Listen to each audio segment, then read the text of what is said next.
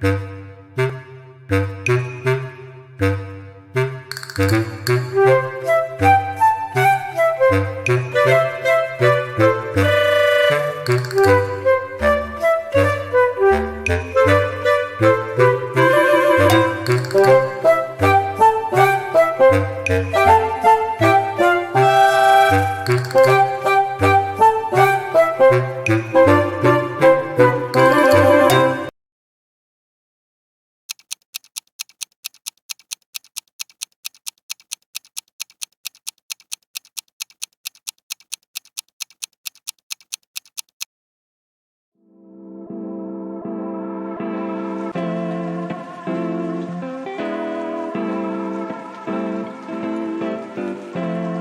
and welcome to our webinar entitled Learning How to Do Annual Income Tax with Taxumo and BIR. I'm JD, I'm a passionate tax advocate and head of product for Taxumo, and I'm thrilled to be one of your moderators today. I'm Ginger Arboleda, co-founder of Taxumo. So we're excited to have join us for a comprehensive session aimed at demystifying the annual income tax return process.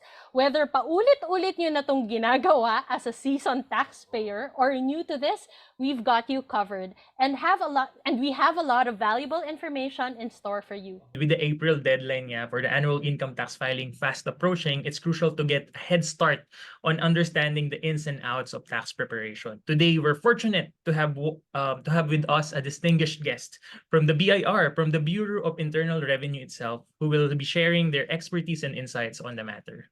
That's true, JD. So our guest from the BIR will help us navigate through the complexities of annual income tax, discuss the latest changes and updates for this tax year, and provide tips on how to maximize deductions and credits. It's all about making the process smoother and more understandable for everyone. Kaya let's quickly walk you through what we will be covering today. We'll start with understanding what annual income tax is, of course, and who needs to file it. We'll discuss the different types of income, how they're taxed, and tips for organizing your financial documents. Then we'll move on to the changes and updates for the current tax year. I-discuss rin natin at i-address ang mga common misconceptions and explore strategies for maximizing your deductions and credits. We'll also guide you through the filing process, including the different methods available and how to avoid common errors. Yes, and of course, our goal is to equip you with the knowledge and confidence to tackle your annual income tax return effectively. So if you have any questions, you can email us at customercare@taxumo.com. Okay, so before we dive into the heart of today's topic, we want to express our sincere appreciation for all of you who are attending this webinar. So kudos to all of you who are watching this. Understanding and fulfilling your tax obligations is a significant aspect of being financially responsible, and we're here to support you every step of the way. And of course, we hope that you follow Taxumo's Facebook page. Join our Taxumo community on Facebook and Viber. The links are on the code on the screen, no? And feel free to take a screenshot if you need to. We have a lot of valuable content that you can learn from. With that said, let's get started. Okay, so please join us in welcoming our esteemed guest from the Bureau of Internal Revenue. So our guest speaker for today's seminar is Mr. Jet Wong. Jet is the Revenue Officer 3 of the Assessment Division of Bureau of Internal Revenue, or the BIR, and OIC Chief of Review and Evaluation Section of the Assessment Division of Revenue Region 8A, Makati City. He graduated with a bachelor's degree in science in accountancy at the Far Eastern University, Manila, with Latin honor in 2016. In the same year, he also took and passed the Certified Public Accountant Licensure Examination. He had his master's degree in business administration at the Philippine Christian University in 2021. Currently, he is also a lecturer that handles taxation review at the Professional Review and Training Center. Lastly, he is also a speaker at the Philippine Institute of Certified Public Accountant, Northern Metro Manila Region, PICPA NMMR, that handles different topics regarding taxation. Wow, ang daming ginagawa ni Sir. Yes. Buti na lang nandito siya. So, ladies and gentlemen, let's welcome Mr. Jet Wong. Hello, Sir Jet. Welcome, sir. Hello po. Good afternoon. Good afternoon, everyone. Good afternoon, Miss Ginger, Sir JD, and to Taxumo, and to your viewers, to our fellow taxpayers. Magandang hapon po sa lahat. It's nice to have you here, sir. Naka with your busy schedule, lalo na ngayon paparating na yung annual income tax deadline. Thank you so much for taking the time out to educate and help us understand all of these things. No? So, speaking of knowledge, no, speaking of education, let's start with the basics. So, paparating na ang tax filing for annual income tax. So, let's start with who needs to file it po, and maybe take us through the different forms of annual income tax return and who should use each of these forms. Oh, okay. Basically, kailangan mo muna i-distinguish yung ano. Under the tax code, you need to distinguish yourself, no? Are you a natural person or an individual, or are you a corporation or any other juridical personalities, no? Kasi under the tax code, yung any other juridical personalities, ano siya, nasa umbrella siya ng isang corporation. Therefore, dun yung starting point mo. Are you a corporation or are you an individual? Okay? Doon muna tayo sa first part muna tayo sa individual kasi medyo ito yung common para sa lahat. If you're an individual, you need to determine muna yung classification. Kasi we have certain classification under the tax code pertaining to individual taxpayers. Actually, meron tayong binabanggit na tinatawag nating resident citizen, non-resident citizen, resident alien, non-resident alien engaged in trade or business, and non-resident alien not engaged in trade or business. Ang question dyan is that, sir, why is it you need to determine what is your classification? Kasi bearing po ang classification sa initial step of determination. Why? Because you need to determine whether your income earned is required to be filed. Kasi yun ang first question eh. Kailangan mo bang i-file yung income na yan? That's the first step. You need to classify yourself. Doon sa mga binanggit natin, which is commonly naman tayo, resident citizen. Yeah? Resident citizen. Bearing kasi yun. Kasi for resident citizen, all your income, regardless of sources, whether it is coming from the sources within and outside the Philippines, kailangan mo yang i-declare. Kailangan mo yang i-consider na i-declare yan as your income in your preparation for your income tax return for resident citizen. For non-resident citizen, resident alien, non-resident alien engaged in trade or business, and non-resident alien not engaged in trade or business, only those income earned from sources within the Philippines, ang mandated mo lang kailangan na i-declare. Okay? Kaya kailangan, importante, yun yung step 1 eh. Kailangan mo munang itignan yung sarili mo, oh yes, nasagot ko na yung first question, I am an individual taxpayer. Ang second question mo, what is my classification? Because the classification is bearing para ma-determine mo, ito ba mga income ko saan galing source to? Kasi kapag resident citizen ka, whether source yan, na-earn mo yung source na yan within the Philippines or outside the Philippines, mandated ka i-declare yan sa return mo. Pero kapag ka non-resident citizen ka naman, example naman non-resident citizen natin, mga OFWs natin, di ba? Therefore, kung titignan mo siya, OFW, seamans, yung mga seafarers natin, kung titignan mo sila, yung income nila is earned yan from sources outside the Philippines. What is mandated under the law is from your income sources within the Philippines na kapag non-resident citizen. O therefore ikaw, yes, kumikita ka nga ng income pero ang sabi naman ng batas hindi naman yan taxable. O di kaya mo nang ma-distinguish ngayon. O di ma-distinguish mo na hindi ka pala mandated. Yes, kumikita ka ng income pero hindi ka pala mandated to file. Ayun yung sa first portion. You need to determine kung ano yung classification mo. Kapag na-determine mo na yung classification mo, next step naman dito is yung categorization kung ano yung income na na-earn mo. Kasi for individual income taxpayers natin, under the tax code, we categorize them into 3. Di ba nag-classify ka na, meron ka na classification kanina. Ang next question mo na ngayon dyan, ano yung income na na-earn ko? We categorize them into 3. Ano yung income? First, the compensation income, di ba? Kung empleyado ka lang, yan yung first part natin. Second part, yung tinatawag natin purely self-employed. Ibig sabihin, kumikita ka ng income through business, through practice of profession, yan yung second part natin. And third portion for individual taxpayers, yung mix na. Therefore, kumikita ka ng compensation income, aside from that, kumikita ka rin ng business income or professional income. Therefore, mix ka na. Okay? Yan yung importante, bearing po yan. Bearing. Kasi bakit?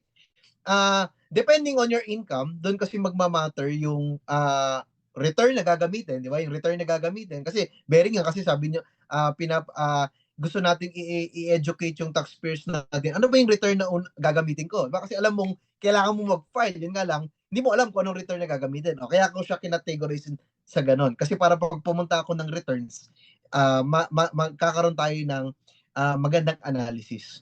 O nakategorize na natin yung mga individual taxpayers natin into purely compensation income earner, purely self-employed, and next is yung mga mixed income earner natin. Ibig sabihin, combination of both. Ngayon, puntahan naman natin yung return. Ngayong ng annual ITR, ang question diyan is that, sir, ano gagamitin kong return? Diyan bearing yung categorization. Why? Kasi for purely compensation income earner ka, di ba? Kapag ikaw yung empleyadong required mag-file, assuming required kang mag-file employee, discuss natin yung mga employees na hindi na required. Discuss lang muna natin kung assuming required ka mag-file. Kapag purely compensation income earner ka, ang appropriate return na gagamitin mo is 1,700. Okay? Purely, sabi wala kang ibang kahit na anong income, kundi compensation lang. Ang kailangan mong gamitin na return is 1,700. Hindi ka pwedeng gumamit ng ibang return. Kung hindi, 1,700 lang. Okay? Ngayon, paano naman kapag self-employed ka? Kapag self-employed ka, dalawa ang option mo na pwedeng gamiting return. Ang option mong pwedeng gamiting return is yung tinatawag natin 1701 o yun yung annual income tax return. O meron din tayong tinatawag na 1701A. Pareho sila. Actually, pareho silang annual income tax return. What differs from one to another, yung gumagamit lang po ng 1701A natin is yung mga taxpayers natin na purely self-employed opted to be taxed under 8%. Di ba? Alam niyo, kung may background kayo, di ba, nung lumabas po yung train law natin, nagkaroon tayo ng preferential, di ba, tax treatment para doon sa mga purely, sa mga may self-employed or sa mga mayroong business income. Pwede silang magpa-tax, di ba? Pwede na nilang gamitin yung tax rate na 8%. Ayun. Tsaka yung mga entities, yung mga individuals na purely self-employed, tapos yung pinili nilang modes of deduction yung tinatawag nating optional standard deduction. Actually, later, discuss natin yan kasi meron doon sa program natin na pertaining sa deduction eh. Pero in summary muna, ang gumagamit lang ng 1701A is yung mga individual taxpayers natin purely self-employed, opted to be taxed under 8%, or purely self-employed, the manner of deduction is optional standard deduction. 1701A. Sila lang. Otherwise, lahat babagsak na po sa 1701A. Okay? Ibig sabihin, kapag ikaw yung taxpayer na purely self-employed, tapos ang mode of deduction na pinili mo is itemized deduction, hindi ka pwedeng gumamit ng 1701A. Kasi kung titignan mo po sa return, wala pong option doon ng deductions. Walang line-by-line item for deductions yung 1701A natin. Kaya ang gagamitin mo is 1701. Okay? Next, nakuha na natin for purely purely compensation income earner, 1,700. Kapag purely self-employed, may option ka, either 1701 or 1701A. And paano naman kapag mix? Paano naman kapag mix? Wala ka ibang option. Kapag mixed income earner ka, never kang pwedeng gumamit ng 1701A. Kasi nga, sinabi na nga natin kanina, sino lang gagamit ng 1701A? Yung mga individual taxpayers natin earning purely self-employed, opted to be taxed under 8%, or mode of deduction, optional standard deduction. Therefore, kapag mixed income earner ka, ibig sabihin, may salary ka na, may business income ka pa, ang return lang na pwede mong gamitin is 1701 lang. Okay? Hindi ka pwedeng gumamit ng 1701A. Understood? Okay, tapos tayo doon sa individual taxpayers. Ako nga pala, sige, bago natin iwan yung mga individual taxpayers natin, kasi kanina may binabanggit ako na paano meron tayong mga instance na purely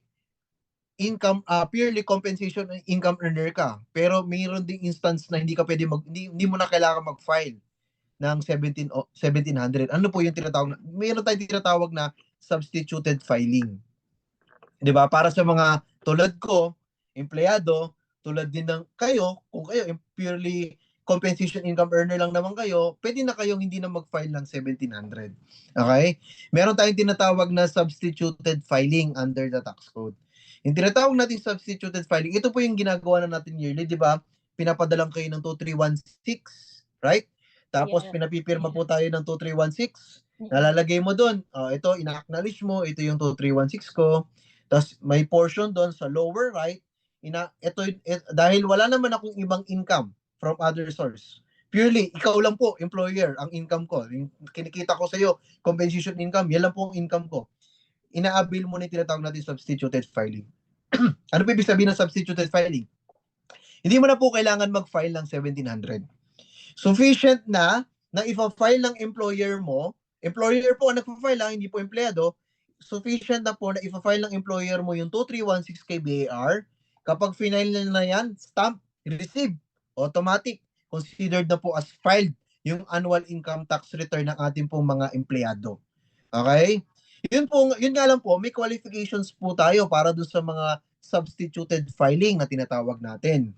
Hindi po lahat pwede makapag-avail ng substituted filing, even though purely compensation income earners sila. Kailangan na, pabantayan to.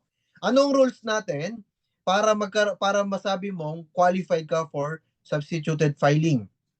Okay, ang kailangan mong tandaan, kailangan sa isang buong taxable year, sa isang buong taxable year, for example, for 2023, kasi ito po yung filing natin ngayon 2023, sa buong 2023, isa lang po ang employer mo. Okay, yan ang rule. Isa lang ang employer. Okay? What do you mean, sir, na isa lang employer? Pag sinabi kong isa lang employer, strictly speaking, kung si ABC Corporation ang employer mo, siya na po ang employer mo mula January 1 hanggang December 31. Ang prohibition under the tax code is concurrent or successive. Bawal magkasabay, bawal magkasunod. Kasi pag magkasabay at magkasunod, hindi ka na po qualified for substituted filing. You need to file your own ITR under 1,700. Yan po yung number 1 rule. Kailangan isa lang ang employer mo during or for the past, di ba? Yung natapos ng taxable year. Second, dapat yung employer mo, yung corresponding income tax due, kung meron, if any, dapat equal po yan yung corresponding tax withheld. Yung sabihin yung kinaltas po sa'yo. Dapat yung corresponding tax due is equal to the corresponding tax withheld. Ibig sabihin, ito yung tax due mo, assuming sabihin natin 5,000. For the span of whole year, January to December, ang nakaltas sa'yo ng employer mo is 5,000, assuming. Hindi tama, wala tayong magiging problem. That is the concept wherein bakit natin sinasabing bawal ang magkasabay, bawal magkasunod. Kasi kapag magkasabay, hindi naman alam ng dalawang employer mo kung magkano kikitain mo for the whole year. Therefore, ang nakikita lang nila kung magkano compensation package mo sa kanila. Halimbawa, ako, empleyado, ang nakikita lang ni employer A ko, kung magkano lang yung agreement namin sa employment contract. Ang nakikita lang ni employer B ko, assuming meron pa ako isang employer, yung compensation package lang namin. Hindi naman niya nakikita kung magkano kinikita ko kay employer A. Therefore, hindi mo makakwalify yung second requisite na dapat yung income tax due is equal to income tax withheld. Therefore, hindi ka covered ng substituted filing. Kaya kailangan mo mag-file ng return under 1,700. Okay? Gets na ha, yung magkasabay at magkasunod, prohibited po yan. Bawal po. Hindi ka po pwede makapag-avail. Even though, di ba, binigyan ka ng 2316, pinirmahan mo sa ilalim, sabi mo, qualified ka ng substituted filing. Hindi po magmamatter yon. Ikaw, as a taxpayer, you have the obligation, di ba? Hindi mo na na-qualify yung rule, therefore, you have the obligation para i-file yan voluntarily, di ba? Siyempre, voluntarily, para lang at least ma-declare mo properly yung iyong tax due. Yan yung first portion natin for individual. Medyo mahaba, pero hinihimay-himay natin para lang at least maging for clarity na rin ng everyone, for the clarity na rin ng mga taxpayers. Second, for corporation, strictly speaking, wala namang compensation income ang corporation Di ba? Strictly speaking, technically puro business income yan business income. Okay? For corporation, tatlong returns natin for corporation. 1702 RT, 1702 MX, 1702EX. Okay? Ano yung difference ng tatlong return na yan? For 1702RT, ito yung regular corporate taxpayers. Lahat ng corporations natin na hindi subject sa preferential rate, ibig sabihin hindi sila subject sa other rates other than the corporate income tax rate. Currently, ang corporate income tax rate natin is 25%. Tama? As a rule, 25%. Pero for domestic corporation, they have the option, di ba? If magka-qualify sila, opted to be taxed under 20%. Yeah. Ngayon, as a rule, ang gumagamit ng 1702RT, lahat ng corporation na nagbabayad ng regular corporate income tax rate. Okay? 1702RT yun. Ang gumagamit ng 1702MX is yung mga taxpayers natin na qualified or meron silang preferential rate na binabayaran. Example, yung mga taxpayers natin engaged in schools, di ba? Yung mga schools. Di ba? Yung mga proprietary educational institution natin, non-profit hospital, di ba? Hindi sila subject sa regular corporate tax rate na 25. Subject sila sa 10%, di ba? 10% or 1% as the case may be, kasi may impact pa tayo ng create eh. Di ba? May impact pa tayo ng create. Therefore, yan. The fact na hindi ka nagbabayad ng 25% or 20% as the case may be, other than ka 25 and 20, di ba? Nagbabayad ka ng tulad nun, 10% or 1%. O di, ang gamit mong return ngayon is MX, di ba? 1702MX. Ano pa? Meron tayo, di ba, meron tayong mga entities or mga taxpayers na engage sa investment promotion activities, di ba? Yung mga ano natin. Example, yung mga PESA, BOI. Di ba, meron tayong tinatawag na preferential rate na 5%. Di ba? 5% preferential rate.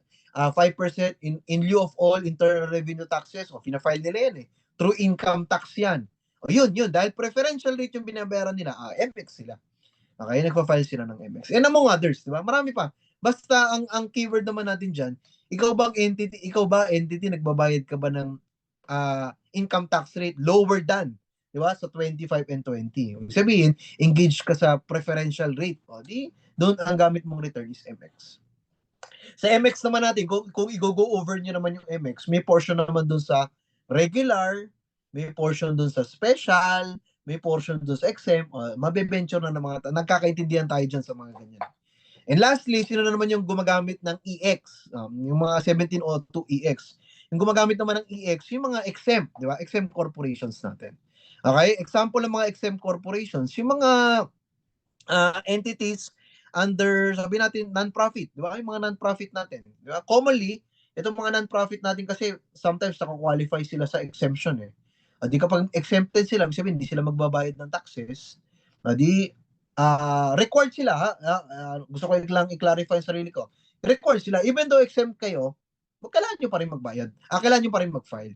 Pa-file sila ng return, anong gagamitin lang return? 1702EX. Additional example po ng gumagamit ng 1702EX, yung tinatawag natin mga General Professional Partnership, yung mga GPP na tinatawag. Ano ibig sabihin ng mga General Professional Partnership? Ito po yung mga two or more persons na nag-combine sila, nag-form ng partnership for practice of their profession. Example, lawyers, accountants magkakasama, lawyers magkakasama, engineers magkakasama, architects magkakasama. Basta nag-form sila ng partnership for practice of their profession. Ang tawag natin doon GPP. O yung GPP niyan, exempt yan, exempt. They are tax exempt. Pero hindi ibig sabihin na tax exempt sila, hindi sila mag-file ng return. File sila ng return using 1702EX. Okay? O yan, basically, yan yung kailangan mong i-consider, di ba? Kung tatanungin mo yung sarili mo, nasaan ka ba ngayon, ganyan mo siya i-categorize. Individual ka ba, corporation, and common yung diniscuss na natin. Grabe, ang galing, Sir Jet. Talaga ngayon parang sobrang clear sa akin. So, ang ganda ng pagkaka-explain mo na parang first, you have to know saan nagagaling income mo and resident ka ba. And then, parang for individuals, parang ano ka doon sa tatlong parang categories that you mentioned, no? Kung purely business ka ba, or empleyado ka ba, or kung mix ka, tapos ito yung mga forms.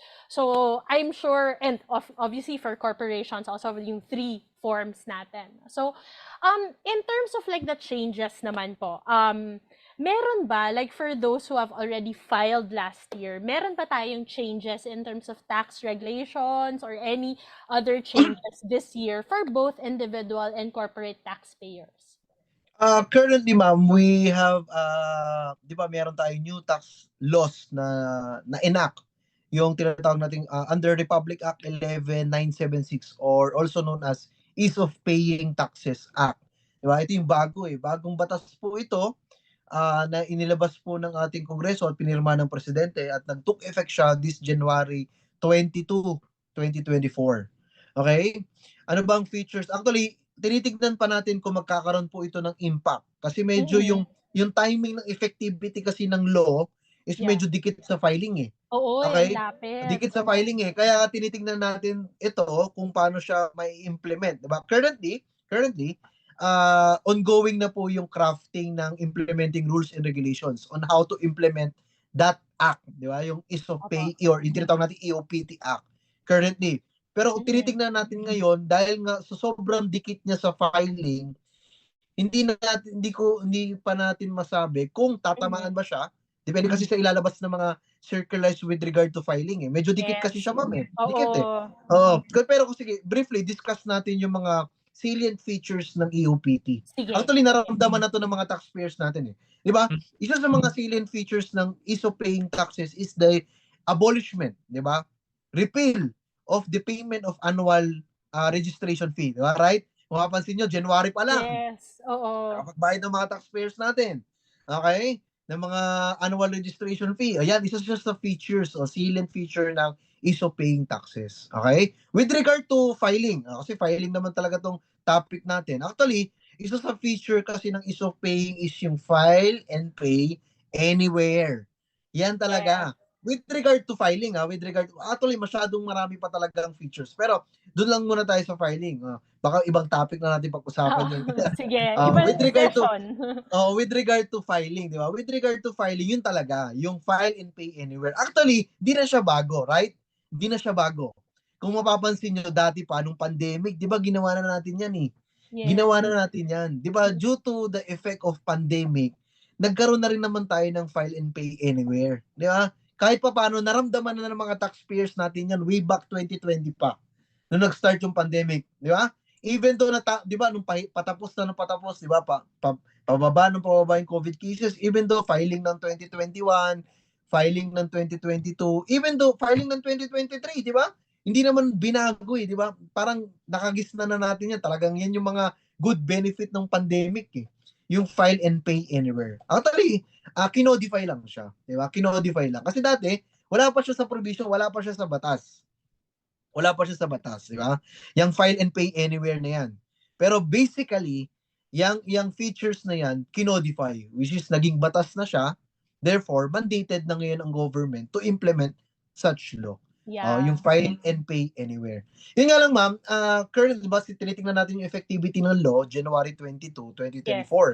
Yes. Currently, wala pa tayong IRR pertaining sa implementation ng ease of paying. Kaya for now, pwede doon pa rin tayo sa general consideration natin with regard to filing. Yung dati na natin nakagisnan muna. Okay? Yes. Unless otherwise, maglalabas kasi yearly naman naglalabas si BAR with regard to clarification or information, ano yung mga guidelines natin on how to file, di ba? Commonly naman yan eh. Correct. Kaya titingnan natin kung magiging ganun pa rin ang magiging position natin na i-adapt pa rin natin itong file and pay anywhere kasi wala na tayong palya. Actually, kung titingnan nyo, kung iba-backtrack nyo ang regulations natin, circulars with regard to sa annual income tax filing, nag-adapt na talaga tayo dito sa file and pay anywhere na to eh. Starting nung pandemic talagang nasubukan tayo dun eh. Kaya titingnan natin kung ganun pa rin yung magiging direction. Kaya assuming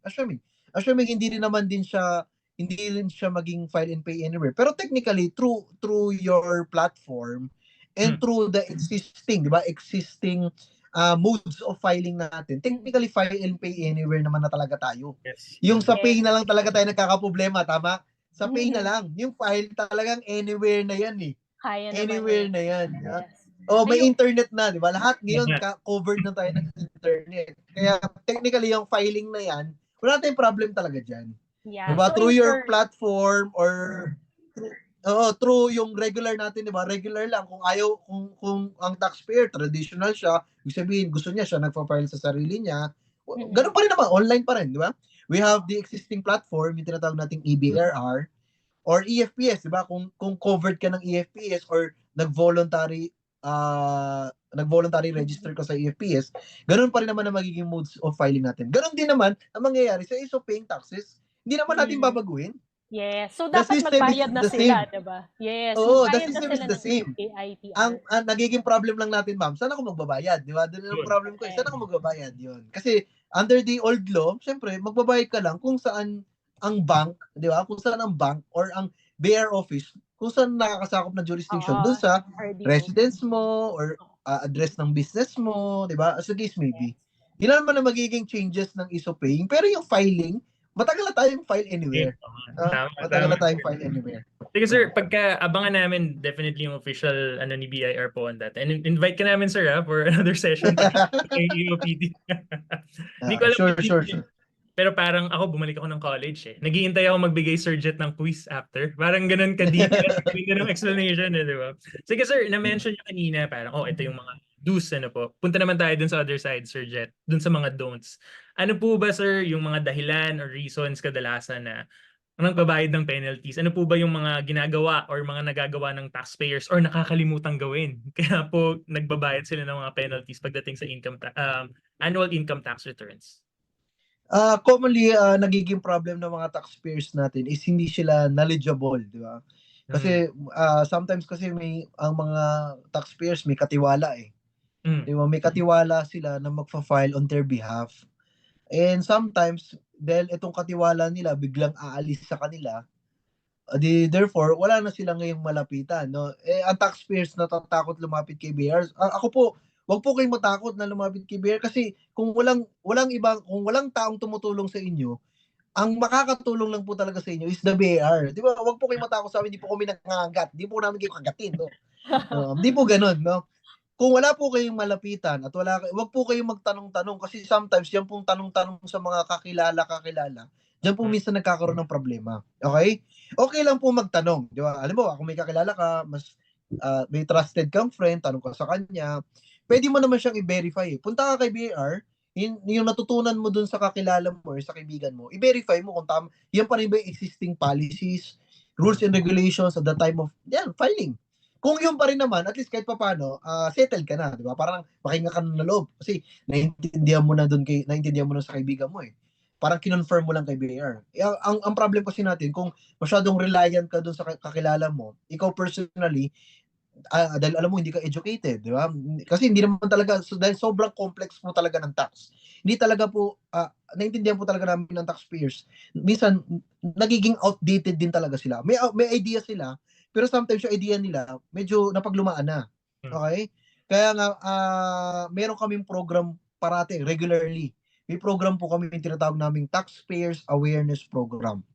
Monthly, minsan nga weekly na po ito eh. Weekly talaga nagkakanda kami ng seminars with regard to various topics. Pwedeng, ito tulad nga ngayon, filing. Most likely, ang kinakandak namin seminars ngayon, most probably filing. O yun, yung mga ganun ba? Yun yung common na nakikita ko. First issue yan. Okay?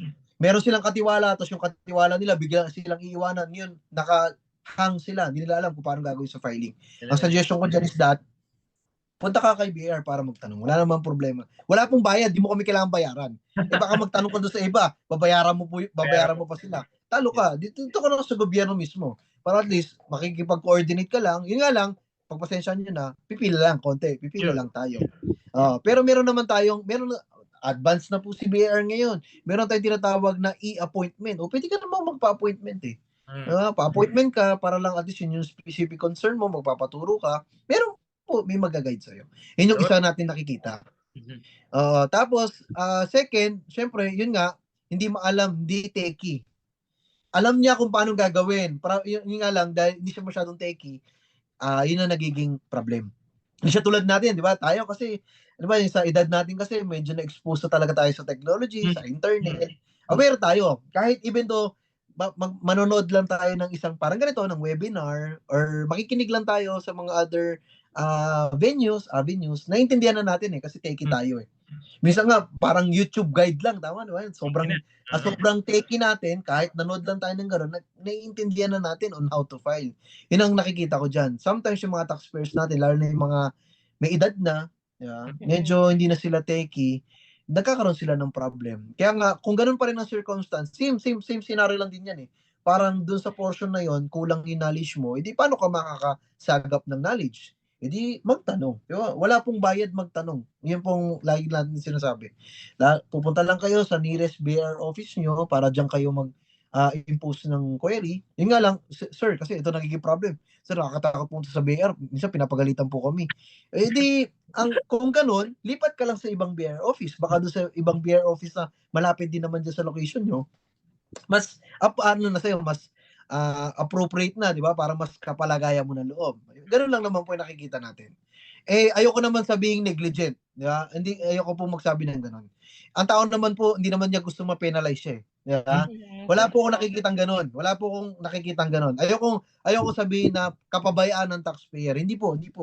Walang kapabayaan ng taxpayer. Bakit? Kasi siya mismo, personally, ako taxpayer, syempre ayoko ma-penalize, di ba? More on knowledge lang talaga. Tsaka computer literacy. Yun yung nakikita kong common problem. Gusto kong i-rule out yung negligence na yun on the part of the taxpayer. Kasi hindi na po mangmang ang mga taxpayers natin ngayon. Marunong na yan. Marunong na sila. Sometimes lang, kulang lang sila ng guide, knowledge, update. Yun lang nagiging problem. Pero hindi po ako naniniwalang mangmang po ang mga taxpayers. Negligent po sila. Ginusto nilang pabayaan po ang sarili nila. Hindi po ako naniniwala doon. Okay? Hindi po ako naniniwala. Yun lang nakikita ko dyan. Lack of knowledge, lack of guidance, di ba? Yun ang nakikita ko. Kaya tayo nagkakaroon na, kapag filing, naghahabol. Kasi, tsaka yung Filipino style, di ba? Yung last minute, di ba? Last minute. Common na sa ating mga Pilipino yun. Yung mga ganong, yun ang nakikita kong problem. Pero as to negligence on the part of the taxpayer, ay gusto ko i-roll out yan. Wala na pong ganyang taxpayer ngayon. Gusto ng taxpayer ngayon mag-comply. Kaya po on the part of the government, or the part of the BAR, ginagawa na po namin talaga yung way into adapt to the digitalized world, di ba? Mag-adapt na tayo kasi alam naman natin, yun ang pinakamabilis ngayon. Basta may internet ka, connect ka lang. Yan, di ba? Ganun na kabilis ngayon eh. The government is trying our best, di ba? To adapt. Kaya nga, isa sa mga mandate nitong is of paying taxes natin. May mandate kami na to digitalize everything, di ba? Oobserbahan na yan paunti-unti. We are trying, di ba? We are trying. Kaya, yun nga lang, hindi po talaga parang one day tapos kagad lahat. Di ba? Continuous progress yan eh.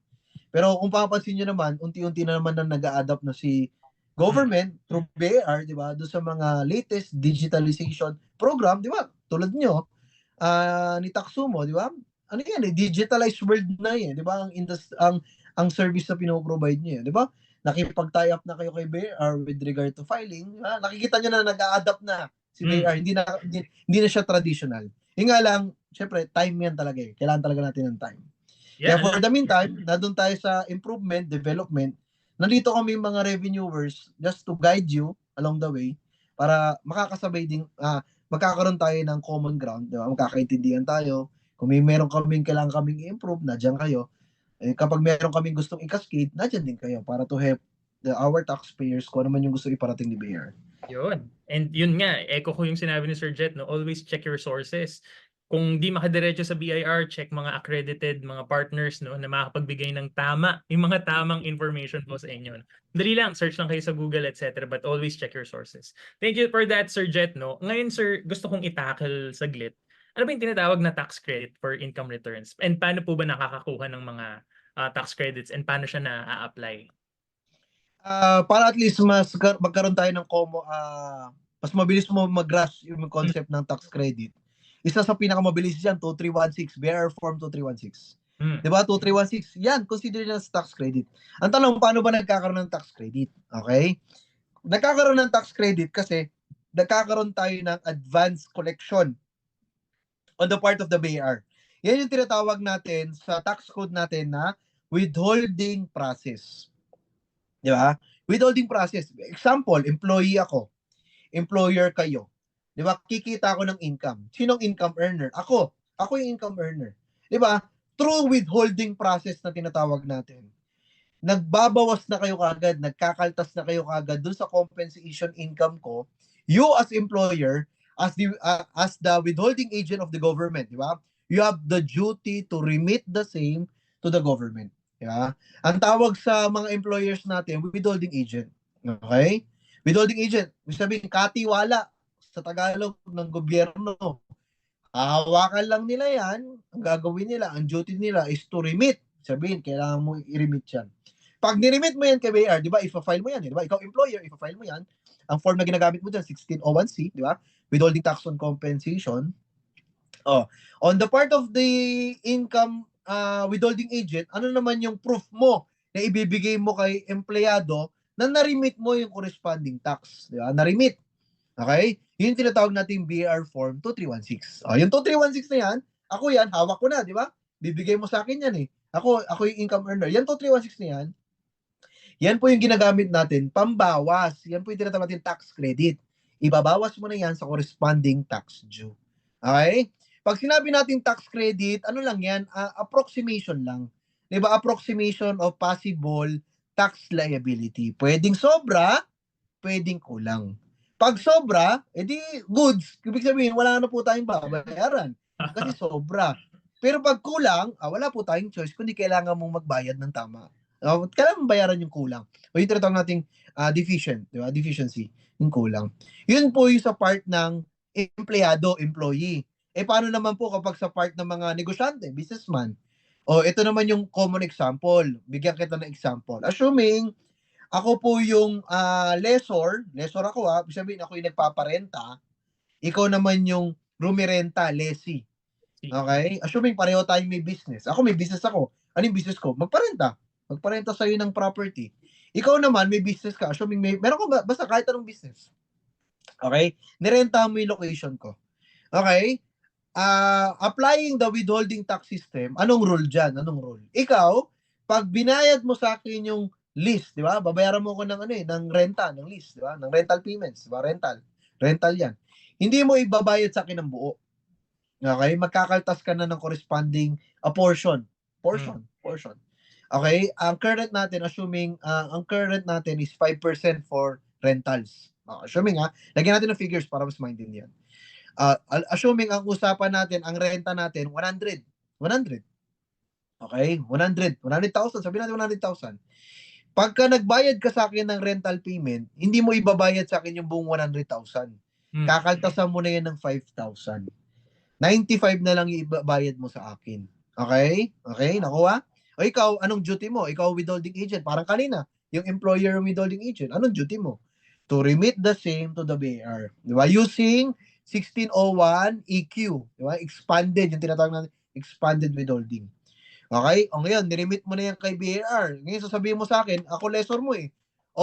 Sir Jet, ito na po yung proof ko na na-remit ko na po yung taxes ko kay BIR. Ito po yung form, BIR form 2307. O yung creditable withholding tax at source. O yan naman yung proof na sinasabi mo sa akin na na-remit mo na yung corresponding tax, yung 5,000. Okay? Ngayon, hawak ko na yung 2307 ko. Ano sabi natin kanina? Ano ibig sabihin ng tax credit? Ano lang yan? Approximation of possible tax liability. Pwedeng mas mataas, pwedeng mas mababa. Ngayon, ako yung income earner, syempre ako yung magde-declare ng return, ako magde-declare ng income. Magkano i-declare ko? Huwag mo sabihin sa akin 95, hindi pwedeng 95. Kasi ang total naman talaga na kinita kong income is yung buong 100,000. Ito total ko lahat. Total. At the end of the day, magkakaroon ako ng corresponding tax due. Yung corresponding tax due ko, pwede kong bawasan yon. Anong gagamitin kong pambawas? Yun yung tinatawag nating 2307. Gagamitin mo na yun. Yung 5,000 na niremit nyo as lessee ko, di ba? Niremit nyo na yung KBR. Pwede ko na siyang gamitin. Yun yung tinatawag natin tax credit. Okay? As opposed to tax payments. Pag sinabi natin tax payments, ikaw mismo, personal ka nagbayad mismo. Ikaw mismo yung nagbayad. Pag sinabi natin tax credit, may nag-remit on your behalf. Okay? Yun ang pinakaiba na wag mami-mislead. Baka sabihin mo, yes, tax payments din yun, yung 5,000. Yun nga lang, hindi ikaw yung personally na nagbayad. Yeah. Ang nagbayad on your behalf is your withholding agent through the withholding process. Yan, na tinatawag. Okay? Ideally, yung tax payments and tax credit, same lang po ang effect niyan. Pambawas po yan sa corresponding tax due. That tax payment and that tax credit can either be equal, more than, or less than. Ganun naman yan eh. Kapag equal, edi walang babayaran. Okay? Kapag less than, may babayaran. Kasi kulang eh. Pag more than, edi may sobra pa si BAR sa'yo, pwede mo siyang gamitin for the next period. Okay? Yes. Thank you. Kasi akala ng mga tao, basta na-withholden na sila minsan, okay na yun. Wala na akong gagawin. Hindi Pero hindi po. yes, thank you for clarifying that, sir. So, okay. So, aside from credits, isa pa to, no? Like, lagi tong tinatanong sa amin, deduction, sir. Like, di ba? Like, ano yung mga allowable deductions? Kunwari, business owner ako or self-employed individual ako, ano ba yung pwede kong ilagay as deductions? And this is also another oftentimes asked question. Marami online sellers, like some of the online sellers, no, meron sila mga raw materials na kinukuha from suppliers, pero walang mga resibo na binibigay itong mga raw materials. Anong pwede nilang gawin? Kasi totoo naman, pinaggastosan nila itong mga raw materials na to. Pero parang pwede ba? Or hindi ba pwedeng ipasok to as allowable deduction? Okay, for deduction naman tayo, syempre, kung ako taga-BR ako eh, hindi dapat maximize, minimize. Yes. Mali yung ano yun, mali. joke lang.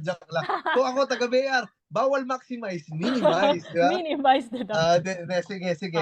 Sige, nandito na lang din tayo. Sige lang. Actually, ito yung pinag-uusapan natin kanina, di ba? Nagdi-discuss tayo kanina. May two modes ang taxpayer on how to present its deduction, di ba? Yes. Meron tayong tinatawag na itemized deduction. Meron tayong tinatawag na optional standard deduction. Doon muna tayo sa madali sa optional standard deduction. Sige po. Pag pinili mo yung optional standard deduction under the tax code, di ba? Under the tax code, wala nang resibo yan. Automatic. Automatic yan. Meron tayong rate. Okay? Ang rate natin is 40%. Ibig sabihin, without receipt, di ba? Without receipt, 40% kagad valid deduction. Hindi mo na kailangan magpakita ng resibo. Basta 40%, yun nga lang, magva-vary yan. Kasi kapag individual tayo ang basis ng 40% is sa gross net sales. Gross sales. Sa taas. Pero kapag corporation, ang basis mo ngayon ng 40% optional standard deduction is gross income. Magkaiba yun magkaiba. Magkaiba ang gross sales and gross income. Bakit? Kasi pag sinabi mong gross sales, sales plus other income lang yan. Yun yung gross sales or total sales. Pag sinabi mo namang gross income, sales plus other income minus cost of sales or services. Diba? Ibig sabihin, sa corporation, may isang line item. Pwede ka magbawas daw ng cost of sales or cost of services. Ano ibig sabihin ng cost of sales, cost of services? Ito yung mga expenditures directly attributable. Di ba? Directly attributable doon sa income mo. Example ng mga directly attributable. Halimbawa, tulad ganun, inventory. Di ba? Inventory. Siyempre, anong directly attributable sa sales mo? Hindi inventaryo mismo. Magkano yung bili mo sa inventaryo? Yan yung cost of sales mo. Okay? Magkaiba yun kaya titingnan mo yan. Kaya kung ikaw, individual ka, di ba nga, importante, di ba? I-categorize mo yung sarili mo. Individual ka ba? Corporation? Kasi ganun din sa OSD. Kasi kapag individual, top line ka, bawal ka mag-deduct ng cost of sales, cost of services. Pero kapag corporation ka, pwede ka mag-deduct ng cost of sales, cost of services. Yun yung tinatawag nating optional standard deduction, 40%. Okay? Kagad, automatic. Kahit wala na pong resibo. Okay? Yung isa naman, yung tinatawag nating itemize. From the term itself, itemize. Do you need to itemize all your deduction? Lahat yun. Ngayon, sir, anong benchmark mo? Under the tax code, section 34. Section 34 ng tax code, nandun yung listing natin. Di ba? Listing yun, line by line. Yun yung mga line by line deductions natin. Ngayon, kung ano yung applicable sa business mo, kasi kung isa-isahin natin yan, kulang tayo ng isang oras. Baka buong araw natin i-discuss yan. Kaya naman natin i-discuss lahat yan. Yun nga lang, baka mag-information overload sa'yo. Oo. Kaya yun ang keyword ko sa'yo. Silipin mo rin sa section 34 kung ano yung applicable sa business mo. O example na mga makikita mo doon, doon yung compensation income, compensation expense, di ba? Alam mo, may mga empleyado ka, nagpapasahod ka. Deductible yun. Ano pa? Yung mga rentals, halimbawa, rumirenta ka, rental expense. pwede ka mag-deduct ng ganyan. Ano pa? Nagbabayad ka ng taxes. Point of emphasis ha. Pag sinabi kong taxes, limited lang ang pwede. Example, business taxes sa local government. Yan. Deductible taxes yan, yung mga ganyan. Mga deductible taxes, di ba? Yan. Pwede mong ibawas yan, yung mga taxes na binabayaran mo kay local government. Ano pa? Halimbawa, meron kang mga property, plant, and equipment. And nagde-depreciate, di ba? Meron tayong tinatawag na depreciation ng mga property, plant, and equipment. Yun, pwede rin yun. And among others. Di ba? Ang guide mo lang dyan, section 34. Silipin mo doon kung ano yung applicable expenditure sa'yo, then follow the requisites of deductibility. Yan naman ang magiging guide mo eh. Yan ang magiging foundation mo talaga. I-locate mo doon kung saan yung applicable sa'yo, then follow the requisites. Kung ano yung sinabi ng batas na requirements niya bago mo i-deduct. Kasi ang rule of thumb, for income, taxable. Unless exempted or excluded. Sa deduction, ang rule, non-deductible. Di ba? Sabihin, bawal mo i-deduct unless patunayan mo na pwede ka mag-deduct. Okay? Yun ang rule. Balikan ko ngayon yung sinasabi ngayon ni ma'am kanina. Na sir, paano po yun yung mga walang resibo? Balikan ko na ngayon yan. Tapos na kita, pinakilala na kita ha. Kilala mo na ngayon lahat ng expenses mo, di ba? Under section 34. Ikaw na bahala dyan. Kung paano mo siya i-maximize, therefore meron tayong mga qualification. Meron tayong mga ceiling. Follow the rule. Ngayon, ang tanong naman dito, sir, paano po yung mga walang resibo? Actually, dapat walang ganyan, di ba? Dapat walang ganyan eh. Dapat wala. Kasi kapag walang resibo yan, report immediately. Report nyo kagad. Bakit hindi nag-i-issue ng resibo yan? Hindi pwedeng hindi siya dapat lahat po ng taxpayers natin engage in business. Regardless whether kahit sang medium yan. Whether actual, kaliwaan kayo, nag-aabutan kayo, or through online, internet, online selling, di ba? Hindi po rason dahil online selling ka lang, hindi ka na mag-i-issue ng resibo. Kalokohan po yan. Wala pong ganyan. Dapat, if the taxpayers is engaged in business, di ba? Engaged in business, bumili ka sa negosyante, kaya nga nagkaroon ng expense eh. Dapat nag-i-issue ng resibo. Pag hindi nag-i-issue ng resibo, report. I-report nyo kagad dyan para makilala. At para mapagsabihan. Hindi naman sabi para makulong. Hindi naman tayo ganun. Para at least ma-educate yung taxpayer na yan, baka hindi niya alam yung pinapasok niya. Okay? Baka akala niya pwede na yung ganyan. Dahil online lang ako nagbebenta, hindi na ako magpaparegister kay BR. Hindi na ako di ba? Hindi po ganoon, hindi po. Saan ba pwede mag-report, sir? Oo. Sa nearest RDO mo. Sa nearest RDO. Doon ang mas maganda kasi kilala mo na siya, di ba? Diyan ka na parati nakikipag-transact eh. Di ko magre-report ka, diyan ka na mag-report sa kanya. Okay? Meron tayong tinatawag sa mga regional office, yung Regional Investigation Division. Yung RID na tinatawag. Regional Investigation Division. Pwede din kayo doon mag-report. Yan. Kasi sila yung mga nagki-cater. Kayo bahala kung saan preferably, syempre depende sa location nyo. Minsan kasi ang mga regional office malayo. Mas malapit yung mga district office. Kaya minsan dyan na lang pumupunta para mag-report. Sa district. Kaya yan ang rule of thumb. Report mo, bakit walang resibo yan? Dapat meron. Okay? Assuming na doon ka na, sige, iwanan natin yon. Napag-usapan na natin na dapat i-report. Assuming na doon ka na sa situation wherein na nagbayad ka talaga ng expenditure tapos walang resibo, anong kailangan mong gawin? Ang kailangan mo lang gawin dyan is to document.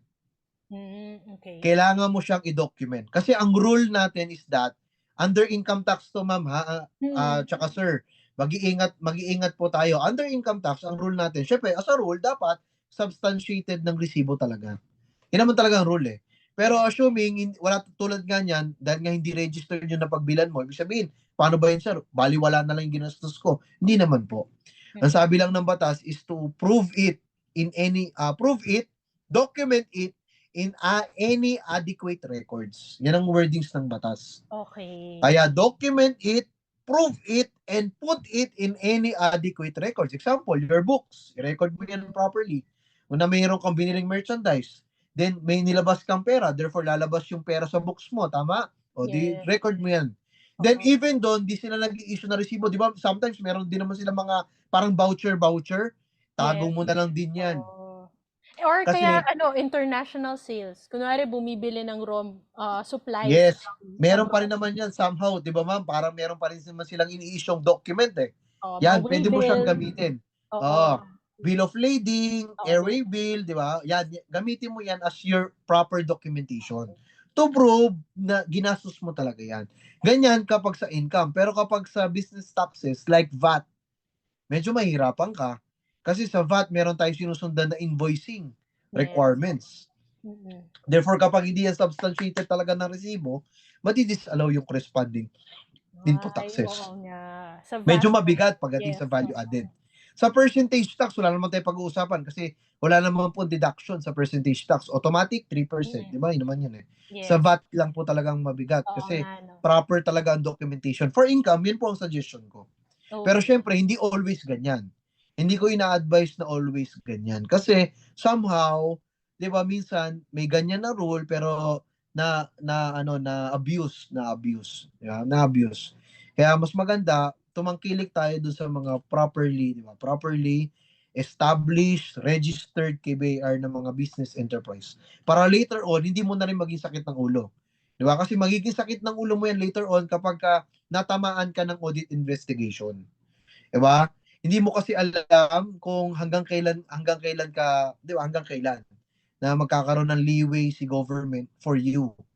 'Di ba? Pero yun lang masasuggest ko. Document it, prove it, and iput mo siya sa books mo or any adequate records. Lahat ng data pertaining just sa transaction na yun, itabi mo. Kasi magagamit mo yan later on. Kung sakali man mahagip ka ng audit investigation. Or kung hindi man audit investigation, yung tipong, di ba, meron naman kaming tax mapping, di ba? Kung narinig nyo na yon, yung tax compliance verification drive, di ba, umiikot-ikot kami sa inyo. O, yan yung mga common mong pwede mong, at least kung sakaling tanungin ka, may mapapakita ka. Kaysa laway, di ba? Mas, Yeah. mas okay pa din yung meron kang document na hinawakan kaysa word of mouth. Yes. So document, prove it, and then put it sa adequate records. Tama. Yes. Wow. Pero walang problema, Sir Jet. Always transact dun sa mga nagbibigay ng official receipts para walang problema, smooth yung transactions. No? Okay. Yes po. Sobrang dami naming natutunan. Sabi niyo sa amin, ito dapat, kailangan kilalanin mo muna anong klaseng tax filer ka, individual ka ba, corporation ka, and then yung mga different forms na, sir. Ngayon naman, sir, baka pwedeng recap natin para at least sa dulo ma-tie together ng mga viewers natin. Dahil paparating na nga po yung income tax return natin po. Can you take us through again, sir, sa steps of preparing and saan po pwede mag-file? May mga nabanggit kayo kanina. And magbayad ng mga taxpayers po natin. Okay. Currently, I will be discussing yung old rule pa rin natin, no? Without the impact muna tayo ng ease of paying. Old rule muna. Di ba? After you categorize yourself, di ba yun naman rule natin, di ba? Kinategorize mo sarili mo, individual ka ba, corpo, then kung individual, nadyan ka na sa mga items na yan, kapag corpo, ito yan. Meron ka ng return, alam mo na yung return mo, tama? Alam mo na yung return na gagamitin mo. Ang tanong, paano mo siya i-file? Currently, di ba, ang avenue pa rin natin ng filing is, meron tayong EBAR, EBAR na tinatawag, which is nasa website naman po yan, downloadable sa website, or kung EFPS filer ka. Okay, EFPS file. Anong pinagkaibahan po ng dalawa? Di ba? Kapag EFPS ka, kasi doon tayo sa EFPS, kasi yun yung madali. Kapag EFPS ka, magpa-file ka online, magbabayad ka na rin online. Ano ibig sabihin niya? May ka-tie up ka na bank. Then yung ka-tie up mo na bank, na doon na yung pondo mo. May fund ka na doon. Para kapag nag-file ka online, tapos i-click mo lang doon, i-authorize mo yung bank mo na magbabayad na siya on your behalf. Di ba? Babayaran niya ng tax on your behalf. Ibig sabihin, ikakaltas na doon ng bangko doon sa account mo. Okay, yun nga lang ang problem natin sa EFPS, one bank lang ang ka-tie up mo. Okay? Kung sino yung pinili mong EFPS bank, authorized agent bank po ng government yan, syempre. Siya lang po talaga ang kausap mo diyan, wala na pong iba. As compared to EBAR, okay? Sa EBAR, 'di ba? Lahat naman ito ay online. Online pa rin naman ang filing natin. Okay, file mo lang diyan. Alam mo na yung return mo, 'di ba? Napag-usapan na natin yung return mo kanina. O file mo lang diyan, hanapin mo yung appropriate return mo. Tapos input. Okay? Yun, ang problem dyan, hindi mo alam kung paano mo input. Tama? Ay, that's the time nandito kayo. Yan, as partners namin. Di ba? Sometimes nakita ko kung paano yung tinutulungan yung mga taxpayers natin kung how to navigate the return. Di ba? Sometimes, isa sa mga package, isa sa mga services na ino-offer niyan eh. Kayo na ang tumutulong sa taxpayers natin kung on how to navigate kasi minsan ang taxpayers nasa starstruck eh. Pag nakita yung return, parang ang daming kailangan filaman eh. Tama? Yung platform nyo, di ba, kahit pa paano, nasa summarize in a way, kung ano lang yung mga vital details na kailangan nilang i-fill up. Okay? Pero, nonetheless, doon pa rin sa EBR yan, papasok. Okay? Pag pinasok mo yan sa EBAR, di ba, ang inaantay mo dyan, yung confirmation eh. Di ba? Pag na-confirm na o na-receive na ngayon yung filing mo through online, that's the time ngayon na maglalabas na ngayon ng ipiprint mo na yung returns mo. Di ba? Piprint mo na yung returns mo, then pipirmahan mo, then proceed ka ngayon sa authorized agent bank. Okay? Ang usapan sa authorized agent bank, di ba, sa rule, dapat yung authorized agent bank kung saan ka registered. Yan yung magiging bago eh. Kung sakaling ma-proceed ang is of paying taxes, hindi na ngayon limited kung saan ka registered. Hindi na lang yung mga authorized agent bank kung saan ka registered, pwede ka nang tumalon-talon kahit saan. Pero for the meantime, I'm discussing muna the old rule. Punta ka pa rin doon kung saan ka registered, punta ka doon sa authorized agent bank. Okay, kung hindi nyo alam kung ano yung authorized agent bank, you can go. Punta kayo kay BAR. Okay, meron kaming list, ready list. Meron na kaming ready list niyan na kung ano yung mga authorized agent bank na under our jurisdiction. O di mamimili ka na lang doon, pili ka na lang kahit saan doon. Okay? Kapag na-file mo na yan, di ba nakapag-file ka na online, tapos nakapagbayad ka na rin. No need na, hindi mo na kailangan pumunta kay BAR. Huwag na kayo punta sa amin, no. Okay na yan. Masyado nyo kami namimiss eh, no? Namimiss nyo kami parati eh. Pag nag-file sa EAPS, nag-file sa EBAR, gusto pa, pupunta pa kay BAR para magpatatak. Para No sure need na. daw. Para sure ka. Hindi na. Yan ang binabago natin eh, di ba? Yan ang binabago natin. Walang sure na yun. Basta nag-file ka through EBAR, nag-file ka through EAPS, nag-proceed ka ng payment. Kung EAPS, nag-proceed ka EAPS bank. Kapag EBAR, pumunta ka kay authorized agent bank para magbayad, automatic na yun. Why? Kasi yung EBAR, yung authorized agent bank nyo, mandated na sila magbigay sa amin ng return. Yung sabihin, yung binigay nyo sa kanilang return, i-deliver nila sa amin yan. Kaya hindi mo na kailangan ipatatak sa amin yan. Ano lang kailangan mo? Email confirmation. Basta may email confirmation ka lang sa EBAR, sufficient na yun. Sa EAPS, yung tinatawag naman nating filing reference number. Sufficient na yun. Okay? Bakit ka ba pupunta sa amin? Pupunta ka sa amin kapag gusto mo pa rin yung traditional. Yan yung third option. Manual filing. Sabihin, piprint mo return, susulatan mo lahat yun, deliver mo sa amin. Hindi na namin ina-encourage yun. Masyado ng old school po yun. Mga panahon pa po ata na magulang natin yun. Hindi na tayo Dapat gano'n. Gen Z diba? na tayo ngayon. Gen Z na. Millennial na tayo, men. Di ba? Millennial na tayo. Through internet na tayo. Huwag nang pupunta sa amin para mag-fill up din, para iabot yung return. Hindi na. Okay? Hindi na. Through online na. Even though yung pinag-usapan natin kayo na sa individual, yung purely compensation income, di ba? Halimbawa, meron kang 2 or more employer. Concurrent or successive, di ba? Required ka to file. O hindi ang gawin mo, mag-file ka lang through EBAR. File mo lang through EBAR. Pag may babayaran ka, hindi magbayad ka, punta ka sa bangko para magbayad. Authorized agent bank. Hindi mo na kailangan pumunta kay EBAR para, di ba, doon ka na makipag-transact. Ganun, lahat talaga. We encourage yung using the platform of EBAR and EFPS. Yeah. Pero kung hindi pa rin mapigil, sige, talaga nami-miss mo kami, hindi ka naman namin tatanggihan. Punta ka na lang. Punta ka talaga, dalhin mo yung return mo, fill upan mo na maayos, then pakita mo. Gusto Kasi minsan, makausap si Sir Jet eh. minsan kasi talaga, naninigurado nga ma'am, naninigurado. Okay lang naman. Yung nga lang, syempre, di ba, hassle, pipila ka pa ba? Kung alam mo naman talaga nakapag-file ka, pwede mo na itago sa baul mo yan. Oo, effort pa yun sa kanila, di ba? Pagod ka pa. Utos ka pa ng may, alam mo, pag senior, utos ka pa ng senior. O kaya, minsan kawawa, o minsan pinapakinabangan yung mga senior. Hindi naman natin ina-encourage. Totoo. Wag niyo pahirapan yung mga senior dahil senior, imagine niyo na lang ma'am ha, senior pero ang daming dalang ITR. Ang daming dalang ITR. Ang daming dalang ITR kasi pinakikinabangan yung mga empleyado nilang senior. Yun yung pinapipila sa atin para priority date. Wag na. Basta ano na lang, okay? Okay. Actually, kaya lang naman sila pupunta sa atin. Isa pa to, yung mga tinatawag nating filing ng financial statements. Yes. Diba? Pag dala-dala nila yung financial statements nila, yan talaga. Yan lang talaga dapat yung pupunta sa amin. Hindi na yung mga may dalang ITR pa. Yung mga magfa-file lang ng financial statements. Okay? Yung mga may financial statements, yun lang yung magdadala talaga kasi tatatakan po talaga namin yan. Or, meron na tayong platform. Di ba? Meron tayong tinatawag na EAFS. Di ba? Gusto mo pang pumila or ayaw mong pumila? Kung ayaw mong pumila, di mag-EAFS ka na lang. Doon mo na isubmit yung mga financial statement mo at magpapadala naman yan ng email confirmation. Yung email confirmation, sufficient na rin po yun na na-file mo na sa amin yung iyong financial statements.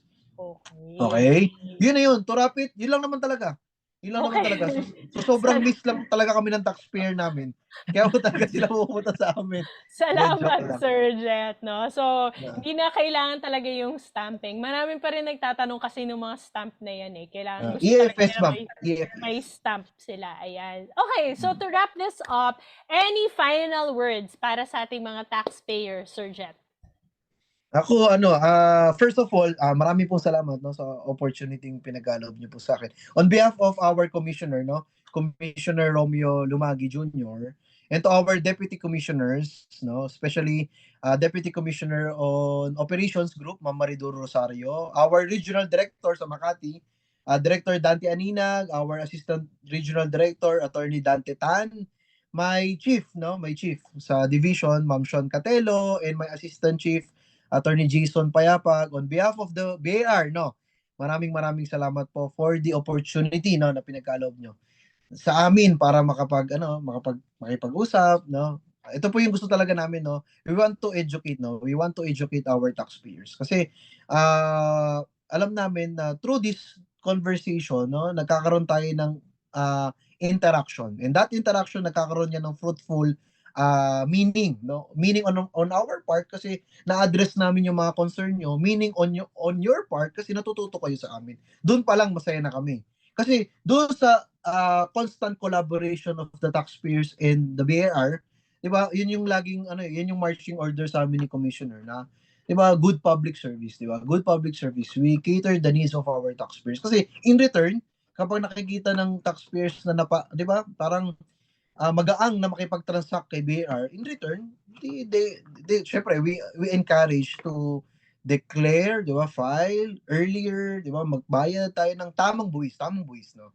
Kasi tulad nga ng logo namin, itong bago namin, sa tamang buwis, pag-asenso yung mabilis. Sa aming slogan po ngayon, sa current slogan namin yun. Di ba? Sa tamang buwis po na binabayad po ng bawat isa, hindi naman po para sa gobyerno yan eh. Yung binabayad niyo pong buwis is para sa bawat isang Pilipinong umaasa para sa progress ng government. Lahat tayo nakikinabang diyan. We encourage everyone na to diligently file and pay their correct taxes, no. Hangga't sa maaari, huwag tumangkilik doon sa mga masamang gawi, no. Iwasan ng mga masamang gawi kasi wala pong maidudulot yan. Magiging sakit lang po ng problema niyan later on. Okay? Nagpapasalamat po kami na ina-acknowledge po ng mga taxpayers po yung development po ng management ng BAR po ngayon, di ba? Na consistently yung commissioners po namin na awardan ng good governance, di ba? Nakikita ng mga taxpayers na bago na ang BAR ngayon. Bago na. Nagpapasalamat po kami sa mga ganitong avenue. We hope to see you soon, no? We hope to see you soon.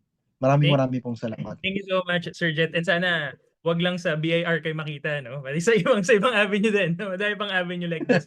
And sobrang salamat, Sir Jet, kasi feeling ko the traditional taxpayers and the new generation mas na-appreciate nila yung mga gantong klase ng webinar. And I know, Sir Jet, kanina sa introduction, sobrang dami yung ginagawa. Pero salamat po sa servisyo for giving us and walking us through sa ins and outs ng tax filing.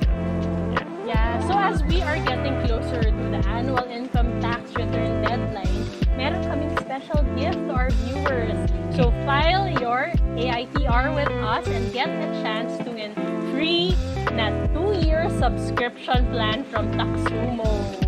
Sorry, pakiulit nga, Ginge. 2 years for free? Yes, 2 years. O, diba? 2 years.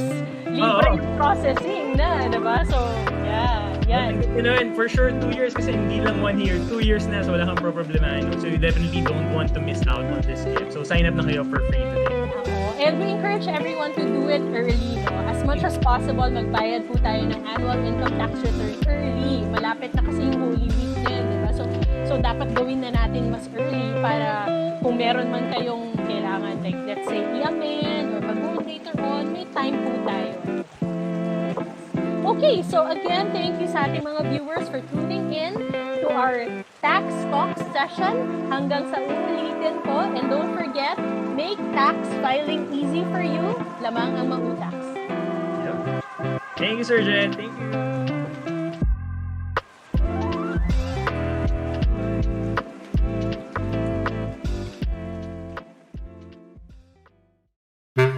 you.